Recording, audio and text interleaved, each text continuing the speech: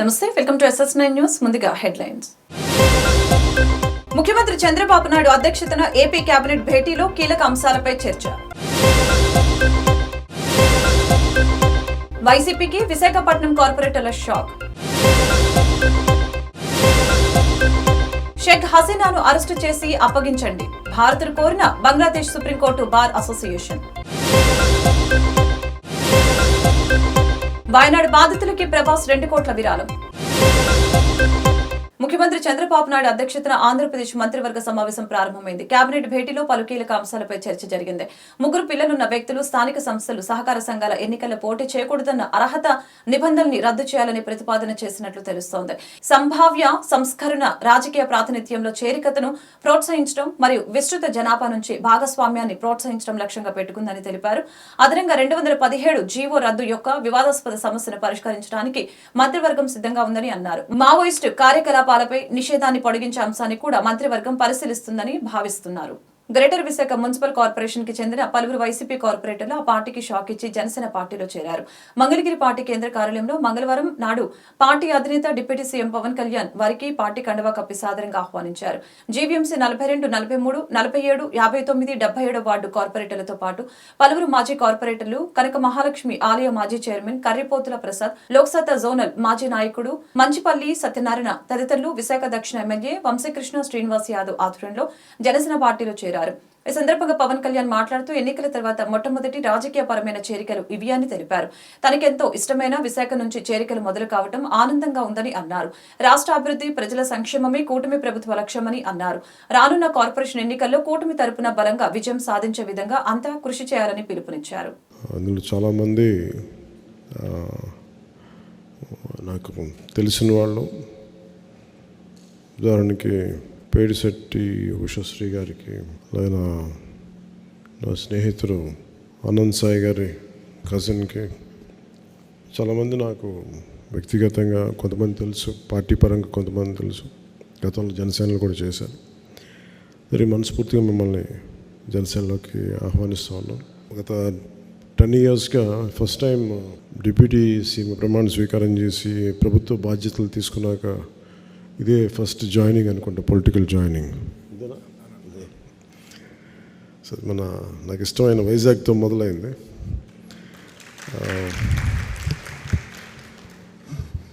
ఎప్పుడు ఈ government meetings అలవాటు మళ్ళీ కొంచెం కొత్తగా ఉంది మళ్ళీ పొలిటికల్ మీటింగ్స్ చేయడం. మీకు ప్రత్యేకించి తెలియజెప్పేది ఇది, మన రాష్ట్రం బాగుండాలి, విభజన తర్వాత నుంచి రాష్ట్రం బలంగా ఉండాలి, ఆర్థికంగా నిలదొక్కుకోవాలనే ఉద్దేశంతో మనం ఈరోజు నిలబడ్డాం, ప్రయాణం చేసాం. చాలా సందర్భాల్లో కూడా చెప్పాను, వైసీపీ పార్టీ నాకు వ్యక్తిగతంగా శత్రువు కాదు. చాలా సందర్భాల్లో చెప్పుకున్నాం. ఒక్కోసారి నాయకులు మాట్లాడే విధానాలు ఇవన్నీ నమ్ముకున్న నాయకులు నష్టపోతారు. సో మాకు జనసేన పార్టీ తరపు నుంచి మీ అందరికీ మేము మీకు బలం ఇచ్చేవాళ్ళం, మిమ్మల్ని రాజకీయ పరంగా అన్ని రకాలుగా మీరు ఎదగాలని కోరుకునేవాడిని. దాని తగ్గట్టు వాతావరణం ఉంటుంది. సో మనస్ఫూర్తిగా మీ అందరికీ ఇంకొకమారు ధన్యవాదాలు తెలుపుకుంటూ, ఆల్రెడీ పార్టీని వీడకుండా పనిచేసిన జనసేన నాయకులు, కార్యకర్తలు, వేరే మహిళలు అందరూ ఉన్నారు. మీరందరూ కూడా వారితో మమేకమై అందరం కలిసి పనిచేద్దాం. భవిష్యత్తులో కూటమి ప్రభుత్వం వైజాగ్ కార్పొరేటర్ ఎన్నికల్లో మనం బలంగా విజయం సాధించాలని కోరుకుంటూ, మీ అందరి సహాయ సహకారాలు కావాలి. వైజాగ్లో మీకు తెలుసు, ప్రత్యేకంగా పొల్యూషన్ సమస్య చాలా బలంగా ఉంది. దేశంలో కూడా ఎక్కడ లేనంత కాలుష్యం, వాయు కాలుష్యం కానీ, పర్యావరణ నీటి కాలుష్యం కానీ చాలా ఎక్కువ ఉన్న నగరం వైజాగ్ జిల్లా. సో ముఖ్యంగా కార్పొరేటర్స్గా మీ అందరికీ చాలా బలమైన బాధ్యతలు ఉంటాయి. ఈ ఎన్వైరన్మెంట్ పొల్యూషన్ బోర్డు శాఖను కూడా నేనే హెడ్ చేస్తూ ఉన్నాను. దాంట్లో భాగంగా నేను వైజాగ్కి వచ్చినప్పుడు మీ దృష్టి కొన్ని సమస్యలు తీసుకొస్తాం. మన ఈ మధ్యన విశాఖ కాలుష్యం ఎలా ఉంది అనేది ప్రత్యేకించి వంశీకృష్ణ యాదవ్ గారు అడిగారు నన్ను అసెంబ్లీలో. ఆయన మొట్టమొదటి అడిగిన చాలా వ్యాలిడ్ ప్రశ్న అది.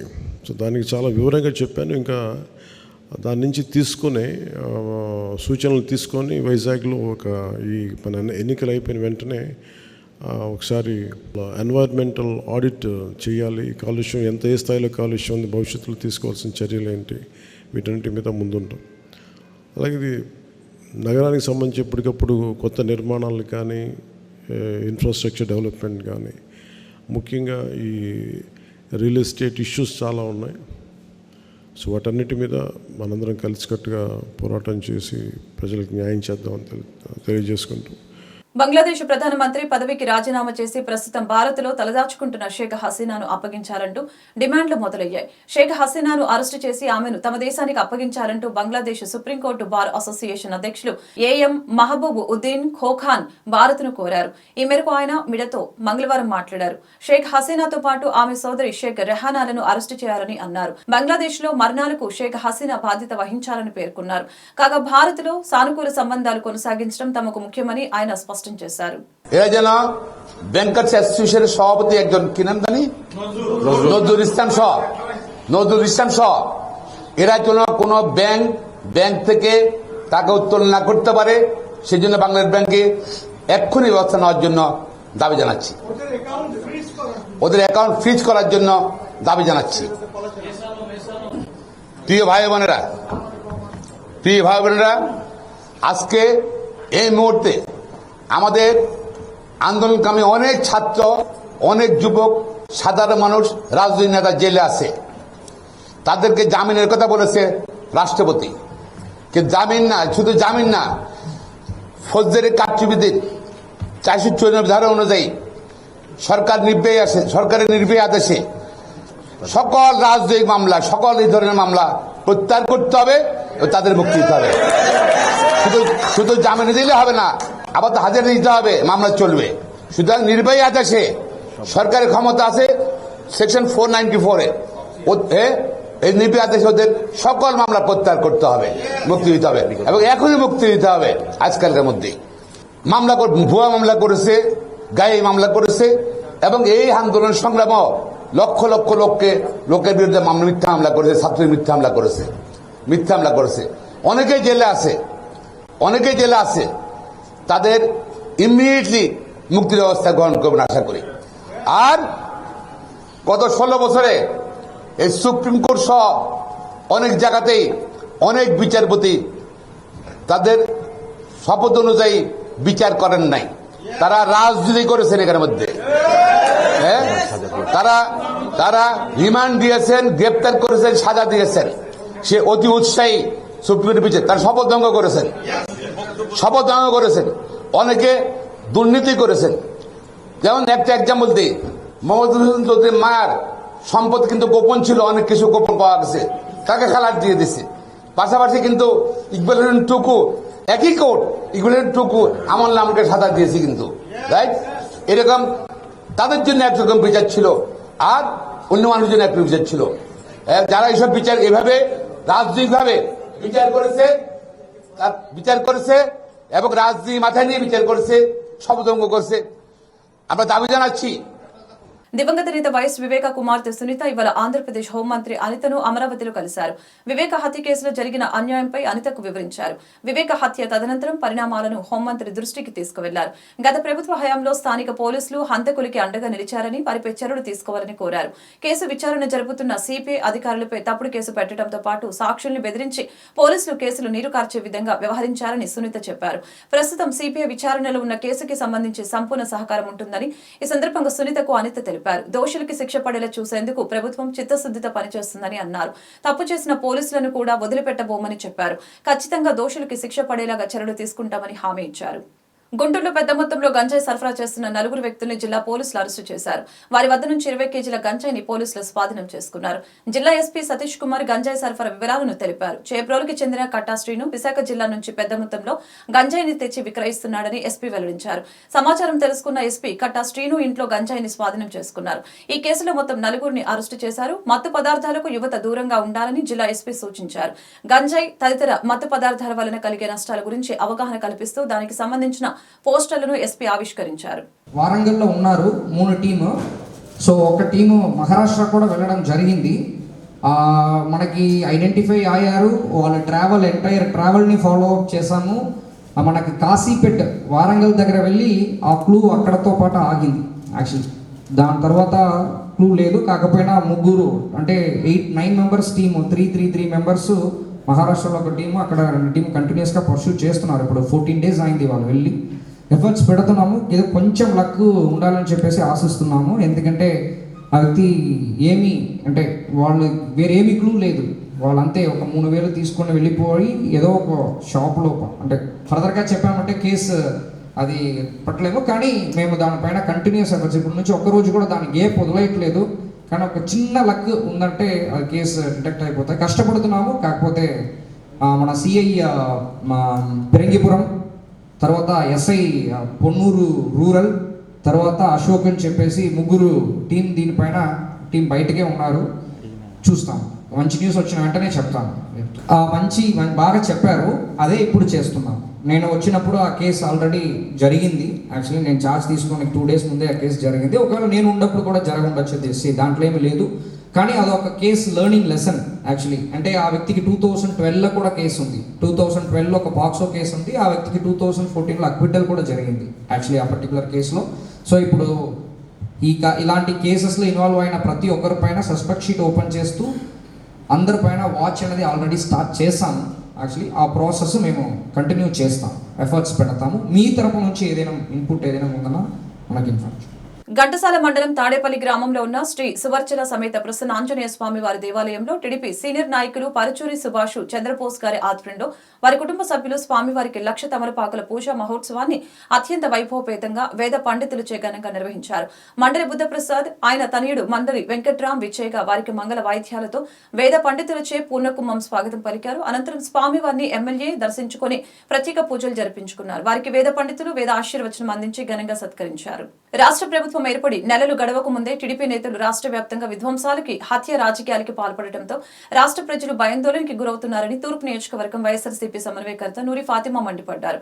గుంటూరు తూర్పు నియోజకవర్గం టీడీపీ ఎమ్మెల్యే నజీర్ అహ్మద్ ఇతర నేతలతో కలిసి వైసీపీ హయాంలో తూర్పు నియోజకవర్గ పరిధిలోని అభివృద్ధిని చూసి ఓర్వలేక 54వ డివిజన్ రాజీవ్ గాంధీ నగర్ 8వ లైన్ వద్ద గతంలో నూతనంగా నిర్మించిన సీసీ రోడ్లు, డ్రైన్లు పూర్తి చేసిన సందర్భంగా ఆయా రోడ్లపై అభివృద్ధికి చిహ్నంగా భావించే శిలాఫలకాలను ఏర్పాటు చేశామని, అవి చూసి ఓర్వలేక సాక్షాత్తు ఎమ్మెల్యే మరియు ఆయన అనుచరులు ధ్వంసం చేశారని ఆమె వెల్లడించారు. తమ ప్రభుత్వంలో ఇటువంటి దాడులు, విష సంస్కృతి జరిగిన దాఖలాలు లేవని, కక్ష రాజకీయాలతో పాలన సాగుతుందని ఆగ్రహం వ్యక్తం చేశారు. ఒక దళిత మహిళ కార్పొరేటర్ గా ఉంటున్న వార్డులో ఇటువంటి దాడులు చేయడం సరైన పద్ధతి కాదని ఆమె తెలిపారు. టీడీపీ ప్రభుత్వంలో దళిత మహిళలు, మైనార్టీలపై దాడులు లెక్కలేనని జరుగుతున్నాయని ఆమె ఆవేదన వ్యక్తం చేశారు. అందరికీ నమస్తే, అస్సలాము అలైకుం, వందనాలు. ఈరోజు మరి గుంటూరు తూర్పులో 54వ వార్డులో రాజీవ్ గాంధీ నగర్లో మీరు 10 లైన్లు ఉన్నాయి. 10 లైన్లో కూడా గతంలో ఎమ్మెల్యే ముస్తఫా గారి హయాంలో, అలాగే వైఎస్ఆర్సీపీ ప్రభుత్వం ఉన్నప్పుడు అన్ని రోడ్లు ఇక్కడ దాదాపుగా ఎస్సీ రిజర్వ్డ్ ఇది కాబట్టి వార్డ్ కాబట్టి ఇక్కడ ఎస్సీలు ఎక్కువ ఉంటారు కాబట్టి డెవలప్మెంట్ ఇక్కడ చాలా చక్కగా జరిగింది. దాదాపుగా 50 కోట్లు అంటే ఇక్కడ 50 కోట్ల పని అయితే 40 కోట్ల పని కంప్లీట్ చేసి ఇంకొక 10 కోట్లు వర్క్స్ అంటే రోడ్స్ కానీ డ్రైన్స్ కానీ మిగతావి ఏవైనా కూడా దాని డెవలప్మెంట్ పరంగా టెండర్ స్టేజ్లో ఉన్నాయి. మరి ఈరోజు మీరు చూసుకుంటే టీడీపీ కానీ లేకపోతే కూటమి ప్రభుత్వం వచ్చిన తర్వాత రాష్ట్రం మొత్తం అరాచకాలు జరుగుతూనే ఉన్నాయి. ప్రతిదానికి మరి ప్రజల్ని ఇబ్బంది పెట్టడమో లేకపోతే వాళ్ళ ఆస్తులను ఇబ్బంది ఇచ్చేయటమో చేస్తూనే ఉన్నారు. ఇప్పుడు మరి గుంటూరు తూర్పులో ఎప్పుడూ లేనట్టుగా అంటే 20 సంవత్సరాల నుంచి 3 ఎమ్మెల్యేలు మారారు. అయినా కూడా ఇప్పుడు దాకా ఇలాంటి అరాచకంగా ఎవ్వరూ చేయలేదు. ఆ శిలాఫలకాలు ఎందుకు పెడతారు అని అంటే ఇక్కడ ఈ ప్రభుత్వంలో ఏం చేశారు, మంచి చేశారు. దాదాపుగా 40 కోట్ల వరకు పనులు చేసినప్పుడు ఉన్నప్పుడు మరి ఇక్కడ శిలాఫలకాలు పెట్టి మేము చేశాము అని చెప్పి వాళ్ళు ప్రభుత్వంలో ఉన్నప్పుడు కూడా వాళ్ళు కూడా పెట్టుకున్నారు. ఎప్పుడు కూడా ముస్తఫా గారు కానీ ఎప్పుడు అలాంటి అంటే ఈ నీచమైన పనులు ఎప్పుడు చేయలేదు. వాళ్ళ శిలాఫలకాలు మీరు ఇక్కడ చూస్తే ఒక ఎమ్మెల్యే ఆయనే ఉండి ఇలాగ శిలాఫలకాలు పగలగొట్టించడం కాదు, ఆయనే పగలగొడుతున్నారు. ఇంకా చెప్తున్నారు ఇలా పగలగొట్టండి అలా పగలగొట్టండి అని చెప్పి. ఆయన నాకు తెలిసి ఒక నెల నుంచి పర్యటన చేస్తున్నారు. పర్యటన ఎందుకు చేస్తున్నారు అని అంటే ఎక్కడెక్కడ డెవలప్మెంట్ జరిగింది, ఎక్కడెక్కడ శిలాఫలకాలు ఉన్నాయి అవన్నీ పగలగొట్టండి చేయండి అని చెప్పి అధికారులకి ఈ విధంగా ఆదేశించి ఈరోజు ఒక ఎస్సీ కాలనీలో కూడా ఒక మహిళా కార్పొరేటర్ దీంట్లో వార్డులో వచ్చి ఎస్సీ మహిళా వార్డులో వచ్చేసి మీరు ఇక్కడ శిలాఫలకం పగలగొట్టి అందరూ ఏంటంటే ఇక్కడ స్థానికులు ఎవరు లేరు. మీరు ఏదైనా గమనించవచ్చు, ఇక్కడ స్థానికులు ఎవరు లేరు. మరి ఇక్కడ వీళ్ళు వచ్చి పగలగొట్టి ఏం సంకేతం ఇస్తారో అర్థం కావట్లేదు. అది కూడా ఇప్పటికే మరి మీరు చూసుకుంటే ఎమ్మెల్యే గారు, నేను ఒకటే కోరుకుంటాను, గత ఎమ్మెల్యేలు ఏదైనా కూడా ముస్తఫా గారు 2 పర్యాయాలుగా చేశారు, ప్రజలకు మంచి చేశారు. మరి అలాగే అభివృద్ధి పరంగా ఆయన ప్రతి ఒక్కటి కూడా చేసుకుంటానే వచ్చారు. కానీ పొద్దున్న ఈయన ప్రెస్ నోట్లో కూడా వాళ్ళ దాంట్లో సోషల్ మీడియాలో ఏం పెట్టారు అంటే మేము శాంక్షన్ చేయించాం, మా ప్రభుత్వం టీడీపీ ప్రభుత్వంలో ఉన్నప్పుడు అప్రూవల్ చేయించి ఈ వైఎస్ఆర్సీపీ ప్రభుత్వం వచ్చిన తర్వాత వీళ్ళు చేశారన్నారు. కానీ మీరు చూసుకుంటే రాజీవ్ గాంధీ నగర్ 8 లైన్, 8వ లైన్, 9వ లైన్ వచ్చేసి రోడ్స్ వచ్చేసి దాదాపుగా 33 కోట్లతో 33 లక్షలతో పనులు చేయించడం జరిగింది. అలాగే 49 లక్షలతో డ్రైన్స్ కూడా వేయించడం జరిగింది. అది కూడా మీరు ఇక్కడ చూసుకోవచ్చు, ఇక్కడ డేట్ కూడా ఉంది, అప్రూవల్ ఎప్పుడు చేశారనేది. వాళ్ళు ఏదో అబద్ధాలు చెప్పి రాయిద్దాం అనుకుంటున్నారు, కానీ విత్ ప్రూఫ్స్ అన్నీ ఉన్నాయి. ఇక్కడ 40 కోట్లతో అప్రూవల్ అయినట్టుగా జిఎంసీలో ప్రతి ఒక్క డేటా ఉంటుంది, మీరు చూడొచ్చు. వీళ్ళన్నీ ఏంటంటే ఒక ఫాల్స్ ఇప్పటి నుంచే క్రియేట్ చేస్తున్నారు, అన్నీ ఫాల్స్ ఎలిగేషన్స్. కానీ గతంలో వాళ్ళు చేయలేకపోయారు. అంటే శిలాఫలకాలు ఎక్కువగా కనిపిస్తున్నాయి, ఎందుకంటే ఎక్కువగా మేము డెవలప్మెంట్ చేశాం కాబట్టి. దాదాపుగా మీరు చూసుకుంటే 240 కోట్ల వరకు గుంటూరు తూర్పులో మరి అభివృద్ధి జరిగింది. అభివృద్ధి జరిగితే దాన్ని అంటే ఎలాగైనా కనిపించకూడదు, వీళ్ళు నామరూపం కనిపించకూడదు అనే ఉద్దేశంతోనే ఈరోజు మరి ఇలాంటి విషయాలకి మరి ఎమ్మెల్యే గారు ఇచ్చేస్తున్నారు. రాష్ట్రంలో నూతన ప్రభుత్వం ఏర్పడిన మొదటి నెలలోనే అవనిగడ్డ నియోజకవర్గానికి 23 కోట్లు మంజూరు చేయించి డ్రైనేజీలు, పంట కాలువలు పూర్తి స్థాయిలో అభివృద్ధి చేస్తున్నట్లు అవనిగడ్డ ఎమ్మెల్యే మండలి బుద్ధప్రసాద్ తెలిపారు. మంగళవారం ఎమ్మెల్యే బుద్ధప్రసాద్, నియోజకవర్గ యువ నాయకులు Mandali Venkatram, irrigation DEE Ravella Ravikiran, drainage DEE Puligadda Venkateswara Rao కలిసి మోపిదేవి మండలం కె కొత్తపాలెం వద్ద 8వ నెంబర్ పంట కాలువ పనులు, చల్లపల్లిలో 6/1 పంట కాలువ పనులు, ఘంటసాల మండలం దేవరకోట వద్ద చిల్లల వాగు అభివృద్ధి పనులు, ఘంటసాల గ్రామం వద్ద గుండేరు మేజర్ డ్రైనేజీ పనులు, ఘంటసాల గ్రామంలో 3/2 ఛానల్ పరిశీలించారు. తూటుకాడ గొరగొట్ట దగ్గర ఫోటోలు దిగి దీనికి పరిష్కారం చేయలేదు ప్రభుత్వం అని చెప్పి వెళ్ళటం అన్నది గత 4-5 సంవత్సరాలుగా ప్రతి సంవత్సరం నిచ్చుకొచ్చాయింది. నా సంతోషం అంటే వాళ్ళ క్లియర్గా ఉంది. అక్కడ తూటుకాడ గొరగొట్ట లేకుండా మొత్తం తీయించేసి వాళ్ళ గుండేరు కానీ చిల్లర వాగ్ కానీ అలాగే మిగతా డ్రైన్స్, నియోజకవర్గంలో డ్రైన్స్ కానీ ఇవాళ అన్నీ తీయించి ఇవాళ అధిక వర్షాలు పడ్డా కూడా రైతుకి నష్టం జరగకుండా చేసామన్న తృప్తి మాత్రం ఉంది. ఇది ఎంత కష్టసాధ్యమైందో రైతులు గమనించాల్సిన అవసరం ఉంది. ఎందుకంటే ఈ ప్రభుత్వం ఏర్పడే నాటికి ఇరిగేషన్ శాఖను పిలిచి అడిగితే ఎక్కడ కూడా నిధులు లేవని చెప్పారు. అలాంటి సందర్భంలో మళ్ళా ప్రభుత్వంతో మాట్లాడి మనం నిధులు తీసుకురాం. 23 కోట్ల మొత్తం 23 కోట్ల రూపాయలు శాంక్షన్ చేయించడం జరిగింది. ఇవాళ రైతుకి న్యాయం చేసే ప్రయత్నం అన్ని విధాలా చేస్తున్నాం. ఎందుకంటే అతివృష్టి వచ్చినా అనావృష్టి వచ్చినా 2 విధాలు కూడా నష్టపోతున్న పరిస్థితి మీ అందరికీ తెలిసిన విషయం. ఈ ఘంటసాల మండలంలో అతివృష్టితో చాలా ఇబ్బందికర పరిస్థితులు ఏర్పడటం, పొలాలను మునిగిపోయిన సందర్భంలో కూడా నేను ఇక్కడ తిరిగి చూడటం జరిగింది. అంచేత అలాంటి పరిస్థితి రాకూడదన్న ఉద్దేశంతోనే వాళ్ళు ఈ చర్యలు తీసుకోవటం జరిగింది. అయినా ఇంకా కొన్ని ఇబ్బందులు ఉంటాయి, ఎందుకంటే ఇంకా పర్మనెంట్ మెజర్స్ ఏమి మనం చేపట్టే పరిస్థితి లేదు. అందుకని వచ్చే వేసవకాలంలో కానీ మనం చేయలేము. ఎందుకంటే వర్షపాలు చూస్తే కానీ అక్కడ లాకులు కానీ ఇవన్నీ మరామతులు చేయించాలంటే ఇప్పుడు నిధులు సమకూర్చుకోవాలి, మంజూరు తెచ్చుకుని ఖచ్చితంగా వచ్చే వేసవకాలంలో ఆ సమస్యలను పరిష్కారం చేస్తే శాశ్వతంగా రైతుకు న్యాయం చేకూర్చే విధంగా చర్యలు తీసుకుంటాం. ప్రస్తుతాన్ని మాత్రం ఈ తాత్కాలికంగా మనం రైతుని ఎలా రక్షించాలని ఆలోచన చేయడం జరిగింది. దాంట్లో ప్రధానంగా ఏంటంటే ఈ గొరకటెక్క ఈ డ్రైనేజ్ మీద నిధులన్నీ కూడా గత ప్రభుత్వంలో కాగితాల మీద కనపడ్డే తప్ప వాస్తవ పరిస్థితులు ఎక్కడ రూపుదాల్చలే. అంచేత ఇవాళ రైతులకు కానివ్వండి, నాయకులకు కానీ అందరికి కూడా విజ్ఞప్తి చేసేది అంటే 23 కోట్ల రూపాయలు మేము మంజూరు చేసి ఇక్కడ పనులు జరుగుతున్నప్పుడు వాటిని శ్రద్ధగా మీరు గమనించండి. పని జరిగేట్టుగా మీరు అందరూ కూడా చూసుకోండి. ఊరికి విమర్శలు చేసి ప్రయోజనం లేదు. అంచేత ఏ డ్రైన్ మీద ఎంత మంజూరైంది అన్నది అందరికీ తెలిసిన విషయమే. అంచేత ఆ డ్రైన్ల మీద పనులు సక్రమంగా చేయించుకోవాల్సిన బాధ్యత అక్కడ స్థానికంగా ఉన్న రైతాంగం మీద ఉంటే, స్థానిక మీద ప్రజల మీద ఉంటుంది. ఇక్కడ ఏమీ దాపడకం లేదు. మాకు పని జరగటం అనేది చాలా ప్రధానమైన అంశం. అంటే నేను కాగితాల మీద చూపించి డబ్బు తీసుకోవాలన్న ఆలోచన ఈ ప్రభుత్వానికి ఉండే ఉండదు. అందులో అవనగణనీయ జరగడం అలాంటి అవకాశం ఇక్కడ ఇచ్చే పరిస్థితి లేదు. అంచేత ప్రతి పైసా కూడా సద్వినియోగం కావాలి. 23 కోట్ల రూపాయలు తేవటం అంటే తేలిక విషయం కాదు. వాళ్ళంత కష్టమైన పరిస్థితి అయినా మనం ఇక్కడున్న పరిస్థితులు చెప్పడం, దాన్ని మంజూరు జరగడం జరిగింది. తిరుమలలో భక్తుల రద్దీ సాధారణంగా ఉంది. నేడు శ్రీవారి సర్వదర్శనానికి భక్తులు 2 కంపార్ట్మెంట్లలో వేచి ఉన్నారు. టోకెన్ లేని భక్తులు శ్రీవారి సర్వదర్శనానికి 6 గంటల సమయం పడుతుంది. శ్రీవారిని 66,235 మంది భక్తులు దర్శించుకుని మొక్కులు చెల్లించుకున్నారు. 26,730 మంది భక్తులు స్వామివారికి తలనీలాలు సమర్పించారు. నిన్న శ్రీవారి హుండీ ఆదాయం 3.70 కోట్ల రూపాయలు వచ్చినట్లు టీటీడీ వెల్లడించింది. బంగారం ధరలు తగ్గాయి. దేశ రాజధాని ఢిల్లీలో 22 క్యారెట్ల 10 గ్రాముల బంగారం ధర 63,650 రూపాయలు ఉండగా 24 క్యారెట్ల 10 గ్రాముల బంగారం ధర 69,420 రూపాయలుగా ఉంది. హైదరాబాద్, విజయవాడలో 22 క్యారెట్ల 10 గ్రాముల బంగారం ధర 63,500 రూపాయలు ఉంది. 24 క్యారెట్ల ధర 69,250 రూపాయలుగా ఉంది. వెండి ధరలు స్వల్పంగా పెరిగాయి. ఢిల్లీలో కిలో వెండి ధర 82,000 రూపాయలు ఉంది. హైదరాబాద్, విజయవాడలో కిలో వెండి ధర 87,000 రూపాయల వద్ద కొనసాగుతుంది. వయనాడు జిల్లాలో ప్రకృతి విపత్తును దృష్టిలో ఉంచుకుని సినీ నటుడు ప్రభాస్ భారీ విరాళం ప్రకటించాడు. కేరళ సీఎం రిలీఫ్ ఫండ్ కి 2 కోట్ల రూపాయలు విరాళంగా ఇస్తున్నట్లు తెలిపారు. జూలై 30వ తేదీన కురిసిన కుంభ వృష్టితో వయనాడు జిల్లా అతలాకుతలమైంది. కొండ చర్యలు విరిగిపడటంతో వందలాది మంది మృతి చెందారు. వార్తలు ముగించే ముందు ముఖ్యాంశాలు మరొకసారి. ముఖ్యమంత్రి చంద్రబాబు నాయుడు అధ్యక్షతన ఏపీ కేబినెట్ భేటీలో కీలక అంశాలపై చర్చ. వైసీపీకి విశాఖపట్నం కార్పొరేటర్ల షాక్. షేక్ హసీనాను అరెస్టు చేసి అప్పగించండి, భారత్ను కోరిన బంగ్లాదేశ్ సుప్రీంకోర్టు బార్ అసోసియేషన్.